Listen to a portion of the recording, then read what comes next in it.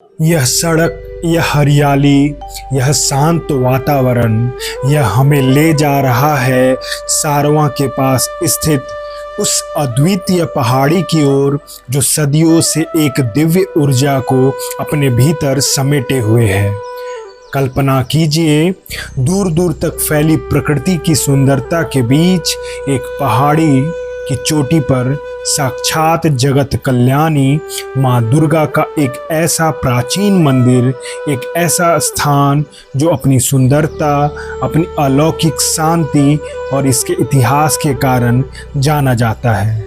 हम आपको न केवल यहाँ की सुंदरता का साक्षात अनुभव कराएंगे, बल्कि मंदिर के मुख्य पुजारी से बात कर उस आस्था, उस रहस्य और उन चमत्कारी कहानियों को भी जानेंगे जिसने इस पहाड़ी को माँ दुर्गा का विशेष धाम बनाया है।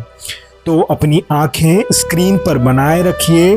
तुतरू पहाड़ी मंदिर की यह यात्रा सिर्फ दर्शन नहीं, एक अनुभव है। देखते रहिए हमारी यह विशेष रिपोर्ट।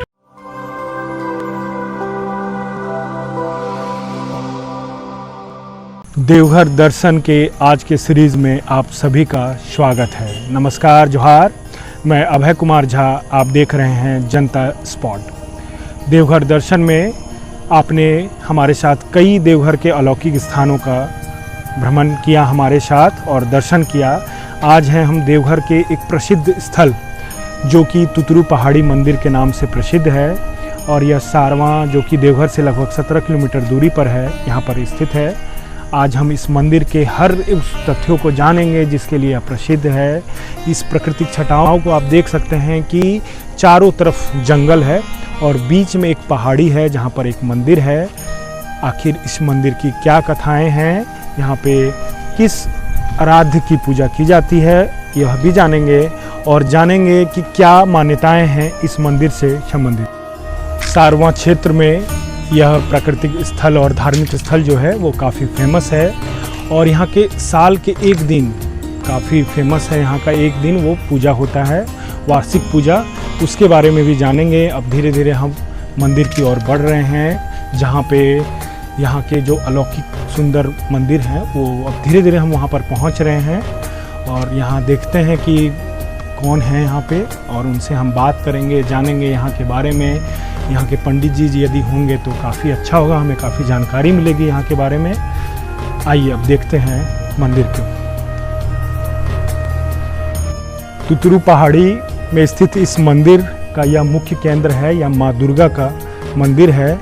आप देख सकते हैं मेरे पीछे यहाँ के पंडित जी जो हैं वह भी हैं। उनसे आइए जानते हैं इस मंदिर के बारे में, क्योंकि YouTube में और सोशल मीडिया में काफ़ी भ्रामक जानकारी भी इस मंदिर के बारे में है कि यहाँ पे किस माँ का त्रिपुरी कोई कहा जाता है।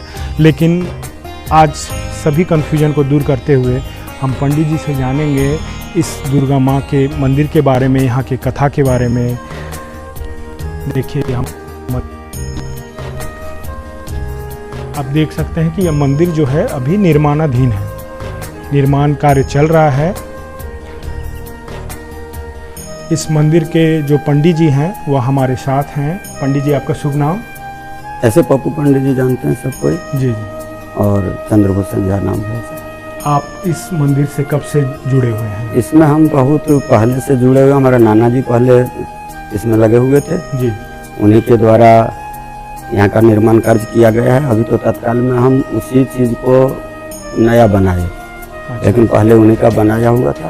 अच्छा। बाकी उसी समय से हम नाना जी के साथ थे और 2004 से यहाँ पूजा शुरू हुई है, मूर्ति पूजा। अच्छा। और आज तक जो है सो तो चल रहा है। लेकिन बृहद पूजा 4 से हुआ, लेकिन 1984 से ही यहाँ मूर्ति पूजा आरंभ हो गया। जिस समय वो छोटा मिट्टी का दीवार था, आधा में खपड़ा था, आधा गिरा हुआ था, तो हमारे नाना जी आए और उसी समय से 84 से पूजा। मूर्ति पूजा का क्या कोई विशेष समय है? हाँ, विशेष समय है। चैत्र शुक्ल पक्ष प्रतिपदा को कलश स्थापन होता है। अच्छा। और फिर विधि विधान के साथ षष्ठी, सप्तमी, नवमी को यहाँ बलिदान भी होता है। अच्छा। और फिर 10वीं के दिन यहाँ से प्रतिमा हम लोग प्रवाह करते हैं सकरी। तो उस समय मेला का भी भयानक आयोजन होता है। यहाँ 4 दिन तक लगातार प्रोग्राम भी होता है। जी। और प्रोग्राम में रात भर काफ़ी भीड़ होती है यहाँ। जी बाकी कुछ ऐसे चीज़ हैं यहाँ जो देखने के योग्य हैं। जो आदमी आते हैं जी। वो केवल पूजा करके चले जाते हैं, यहाँ के वास्तु स्थिति के बारे में नहीं जानते हैं। सर्वप्रथम ये पहाड़ जो है सो एक ही पत्थर का है, कहीं जोड़ नहीं है। पूरा जो पहाड़ है आप जो देख रहे हैं जी। एक ही पत्थर का है, कहीं जोड़ दिखाइए हमको। अच्छा। नीचे से, आगे से, पीछे से एक ही पत्थर का है। और दूसरा, यहाँ दुर्गा जी जब आई थी उस समय तो मेरा जन्म भी नहीं हुआ था, लेकिन नाना जी बतलाते थे कि हाथी पर आई थी। जो हाथी आज भी यहाँ उपलब्ध है, इधर सामने आज भी वो हाथी उपलब्ध है। अच्छा, ये हाथी रूपी देव आप चट्टान देख सकते हैं। हाँ, यही हाथी पर वैसे और दुर्गा जैसा जी। इन्होंने कहा कि हाँ। इस मंदिर का जो स्थापना किया गया वो इनके नाना जी, उनका हाँ। नाम भी कृपया आप बताएं। हाँ, पंडित स्वर्गीय शिवनारायण पत्रले, अच्छा वो हमारे सारमा मिडिल स्कूल के संस्कृत टीचर भी थे। अच्छा। शिक्षक के साथ उन्होंने उनकी धार्मिक भावना भी हाँ, बढ़ती थी। बहुत सारमा महावीर मंदिर जो बड़ा वाला है वही बनाए, सारमा दुर्गा मंदिर बनाए, दुर्गे मंदिर बनाए, मंजिलाडी में ठाकुरबाड़ी बनाए। फिर यहाँ तो बहुत कुछ जैसे बनाए। कि आपने बताया कि हाथी पर विराजमान होके माँ आई थी। हाथी का यहाँ पे एक चट्टान भी जो हाथी रूपी है। हाँ। और इस मंदिर का निर्माण कब हुआ, ये जो अंदर हम देख रहे हैं स्थापित? अभी जो देख रहे हैं यही बस 1 वर्ष के अंदर ये बना। अच्छा। इसके पहले बहुत छोटा सा मंदिर था, नाना जी ही बनाए थे। और फिर नाना जी क्या, यहाँ हमारे गोरेमारा, भजलपुर, दानीपुर, लचुडी, बहरा कनरी, कल्होड़, इस पहाड़ को देखकर वो सोचने लगे कि ये पहाड़ एक पत्थर का है, यहाँ कुछ हो सकता है। तो वो अपने मन से ही एक कविता लिखे थे जी। बनता यह रामेश्वर काशी, बद्रीनाथ केदार, जहाँ लोग नहीं जा पाते हैं होता खर्च पार। शिव गंगा होती नर नारी लेती डुबकी, मेरी नैया सरकार मझधार काटकी। तोरण 3 बनाता बाबा चारों ओर प्राचीर, मन हरण वृंदावन बनता बीच जुगल मंदिर। बनता 3 सोपान जैसे मोती चमकी, मेरी नैया सरकार मझधार अटकी। आती काली घाट की काली मैया कामाख्या मंदिर, लक्ष्मी सरस्वती और बगला भैरव का मंदिर। आते स्वामी जगन्नाथ जाते शोभा चमकी, मेरी नैया सरकार मझधार अटकी। लगभग वो सभी अभी पूरा हो चुके हैं। जगन्नाथ जी भी हमारे नीचे है, वहाँ पर्वत मंदिर के नीचे। केवल एक शिवगंगा का निर्माण नहीं हो सका है। 2 एकड़ 55 डिसमिल जमीन जो तुतरू पहाड़ी के नाम से, इस मंदिर के नाम से, यानी पहाड़ के नाम से ही 2 एकड़ 55 डिसमिल जमीन है, बाकी सब जंगल जमीन है। क्या कभी सरकार के द्वारा, प्रशासन, देवघर प्रशासन के द्वारा सहायता की गई? हाँ, सहायता सिर्फ 2 बार यहाँ हुआ है जी। एक बार सहायता हमारे मंत्री थे हरिनारायण बाबू जी। उनके समय में पथवी का काम हुआ, और फिर 2 टॉयलेट बनाया गया कुआं के पास जी। और 2 शेड बनाया गया उधर। हमारे माननीय मंत्री जी बादल जी आए जी, तो उन्होंने रंगमंच को बनवाया, जो अभी पूर्व विधायक के हैं। हाँ जी। और फिर यही लाइट लगवाए वो। अच्छा। बाकी एक विवाह भवन भी बना, उन्हीं के द्वारा बना। तो आप देख सकते हैं, इन्होंने बताया कि काफ़ी पुरानी मंदिर है। इन्होंने अपने नाना जी से जुड़ी जो भी उनकी बातें थी वो बताई। एक कविता भी जो कि काफ़ी मनोरम थी, हाँ। वो सुनाई। अब इनके साथ आइए हम देखते हैं यहाँ पे और कौन कौन सा मंदिर है और उससे जुड़ी क्या कथाएं हैं। आइए पंडित जी।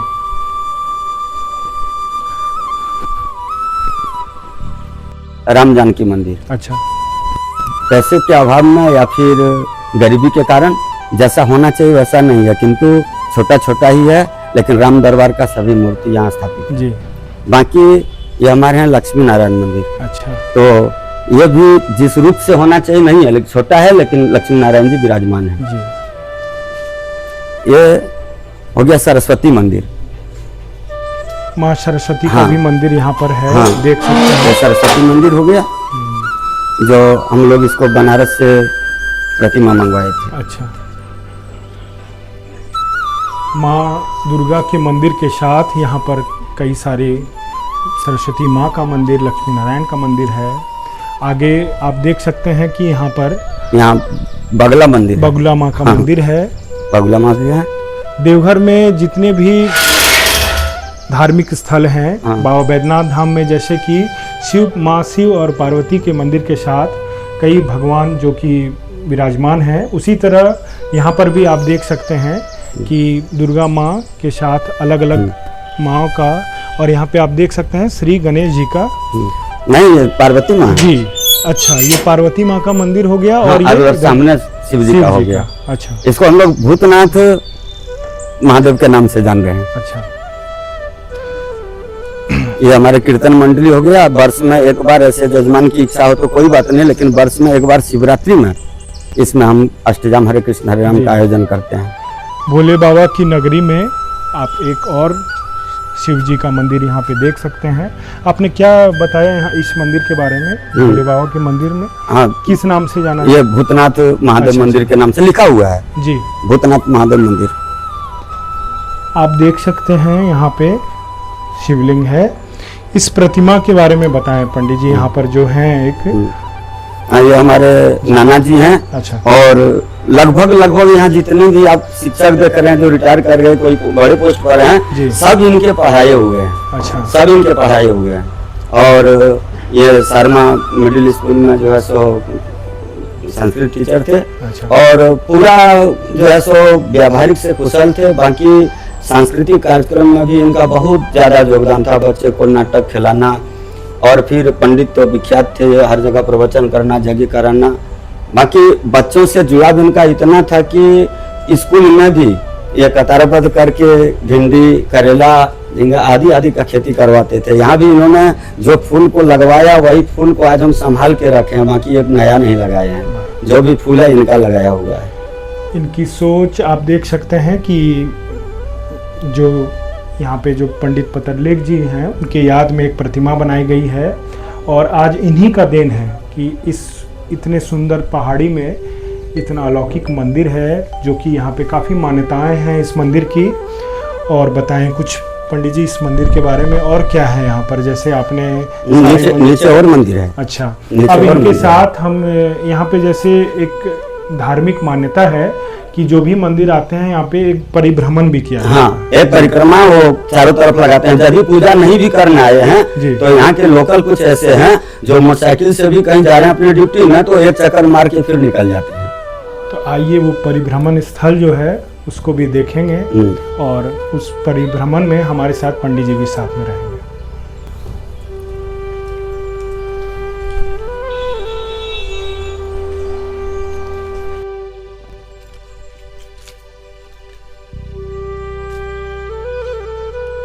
यही वो भ्रमण पथ है जो कि यहाँ पे जैसा पंडित जी ने बताया कि जो भी लोग आते हैं वो जरूर भ्रमण करते हैं इस मंदिर के चारों ओर। और कुछ है इस भ्रमण के बारे में विशेष कि कुछ मन में नाम लेके या कुछ ऐसा? हाँ, ऐसे यदि हम बिना जाने परिक्रमा कर रहे हैं तो कोई बात नहीं, लेकिन जो भी इसको परिक्रमा करता है वो भावना से करता है। जैसे यज्ञ में कोई यज्ञ में गया तो यज्ञ तो अंदर होता है, लेकिन परिक्रमा करने वाले 108 बार घूम जाते हैं। अच्छा, ठीक है, लेकिन यहाँ तो 10-12 मंदिर है और सबका अलग अलग परिक्रमा करना ये तो संभव नहीं है, वैसा जगह भी नहीं है।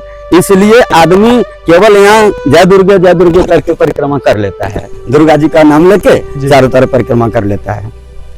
ये वही विवाह भवन? हाँ, विवाह भवन है जो कि आपने चर्चा किया। हाँ, मतलब ये एक ऐसा स्थल है जहाँ जो कि प्रकृति से घिरा हुआ है, और मंदिर तो प्रकृति के गोद में है।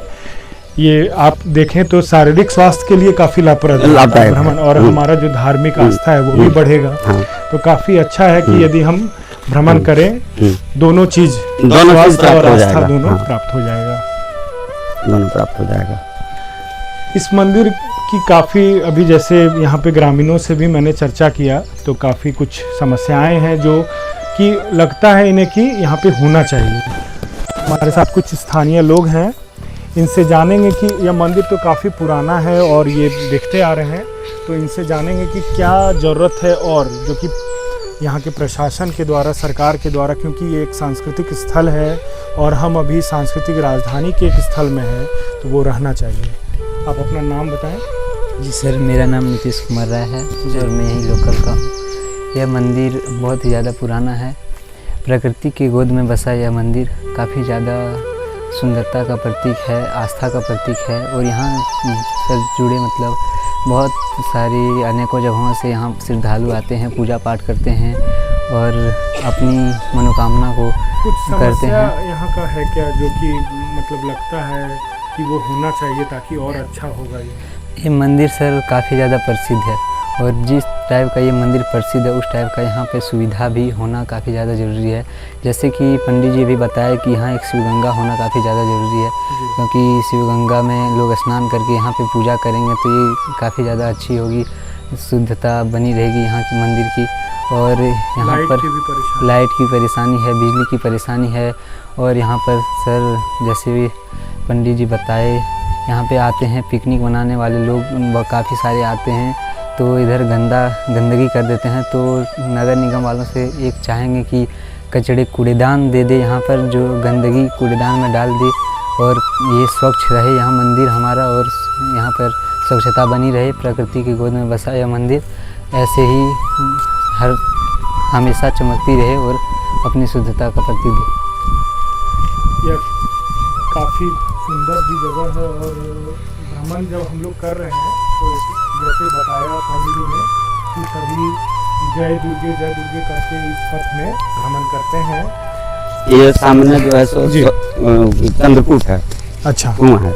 इसकी क्या मतलब? हाँ, इसी में अब तो यहाँ शिवगंगा अभी है नहीं, लेकिन पूजा के समय में अन्यत्र समय में भी यहीं से जल ले जाकर पूजा करते हैं और भक्त लोग। और बाकी दंड के समय में यहाँ महाअष्टमी के दिन बहुत ज्यादा भीड़ हो जाता है दंड देने वालों का।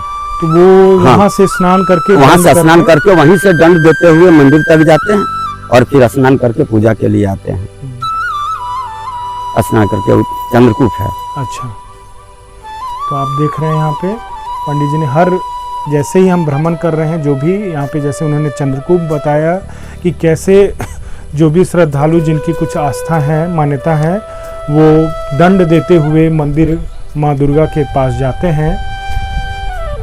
यहाँ पे आपने भी जैसे पंडित जी बताया कि यदि लाइट एक ट्रांसफार्मर की सुविधा हो जाए, तो क्या कभी आपने इसके लिए जो भी यहाँ के लोकल नेता हैं, विधायक हैं या मंत्री, उनसे कभी वार्तालाप? चर्चा बीच बीच में की जी, चर्चा बीच बीच में किए, लेकिन अब तक लग नहीं सका। अच्छा, आश्वासन मिलता रहा लेकिन लग नहीं सका। काफ़ी मनोरम है यह स्थल, और मैं यहाँ से जुड़े हुए जितने भी प्रशासनिक लोग हैं और देवघर टूरिज्म से संबंधित लोग हैं और नेता लोग हैं, उनसे आग्रह करूँगा कि इस स्थल को, इतने मनोरम स्थल को, ये काफ़ी चर्चा का विषय है और चर्चित स्थान है, इस पर ध्यान दें ताकि यह एक और अच्छा हमारा धार्मिक स्थल बन जाए। जो क्योंकि देवघर एक ऐसा स्थान है जहाँ पे वर्ष में लाखों लोग आते हैं, और केवल बाबा बैद्यनाथ धाम में दर्शन करने के बाद भी वो कई प्राकृतिक स्थल हैं, धार्मिक स्थल है, वो जाते हैं। जैसे त्रिकुटी हो गया, तपोवन हो गया, और अन्य स्थान है देवघर के, और यह भी उसमें से एक स्थान है। मैं चाहूँगा कि वो इस पर ध्यान दे, देवघर टूरिज्म जो संस्था है वो भी इस पर ध्यान दे। ये क्या? ये यज्ञ मंडप है। अच्छा, एक बार यज्ञ भी किए थे हम लोग यहाँ। अच्छा, सतचंडी यज्ञ हुआ था, तभी फिर दोबारा नहीं किए हैं, एक बार यज्ञ किए थे हम लोग। अब धीरे धीरे हम भ्रमण करते हुए उस चट्टान तक पहुंच रहे हैं, जो कि पंडित जी ने आपने बताया कि माँ दुर्गा का यहाँ पे आगमन जो हुआ था हाथी पर हुआ था, और धीरे धीरे हम उस स्थान पर पहुंच रहे हैं जहाँ पे वो चट्टान है, और ये भ्रमण की जो रास्ता है उसी में ये मिलता है। तो इस चट्टान का भी पूजा किया जाता है? ना, पूजा तो हम लोग अभी नहीं करते हैं, लेकिन आदमी छू छू के प्रणाम करता है अपने भ्रमण में। हाँ, अपने छू लेता है। देखिए इधर से सूंड दिखाई देगा कटा हुआ, यहाँ आइए इधर। अच्छा, इधर से देखिए सूंड, नीचे देख रहे हैं वहाँ ऊपर में। हाँ, यहाँ पे सूंड वहाँ से कटा हुआ है, निकला हुआ है।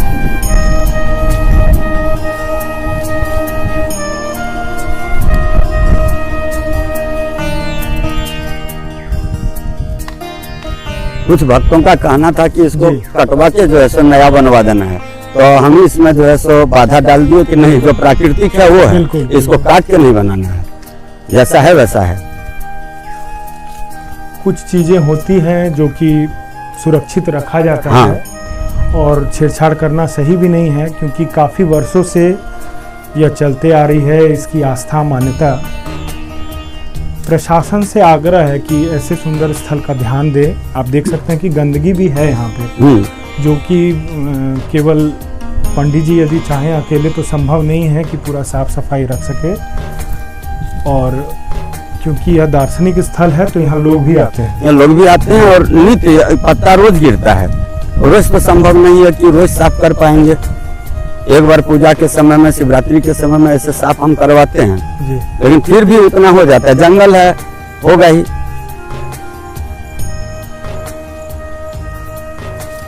चारों तरफ इस भ्रमण में भी आप देख सकते हैं कि जो पहाड़ है वो एक चट्टान में है। एक चट्टान में पूरे पहाड़ में यह मंदिर है।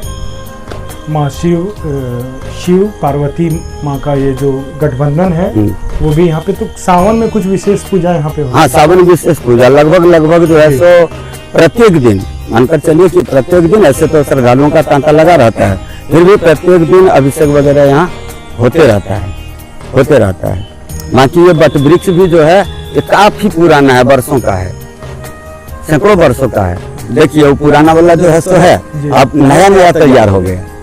बहुत वर्षों का है पुराना ये बट वृक्ष। देवघर में जो भी लोग देवघर में रहते हैं या यहाँ देवघर बाबा धाम में दर्शन करने आते हैं, इस मनोरम प्राकृतिक स्थल का अवश्य दर्शन करें। और यह देवघर बाबा बैद्यनाथ धाम की नगरी से दूर नहीं है, मात्र 17-18 किलोमीटर की दूरी में स्थित है। और सारवा जो प्रखंड है उसके मेन सेंटर से मात्र 3 किलोमीटर की दूरी पर है। इतनी ज्ञानवर्धक बातें और इस मंदिर के बारे में इतनी सारी जानकारी देने के लिए पंडित जी आपका बहुत बहुत धन्यवाद। मैं सभी व्यूअर से आग्रह करूंगा कि इस मंदिर का एक बार दर्शन जरूर करें। काफ़ी अलौकिक है और प्रकृति के गोद में है। आगे देवघर के कई प्राकृतिक स्थल हैं। देवघर दर्शन में हम आगे देवघर से जुड़ी जो अलौकिक कथाएं हैं, अलौकिक स्थान हैं, उसके बारे में जानेंगे। मैं अभय कुमार झा, कैमरा पर्सन गौतम मंडल के साथ आप देख रहे हैं जनता स्पॉट। धन्यवाद।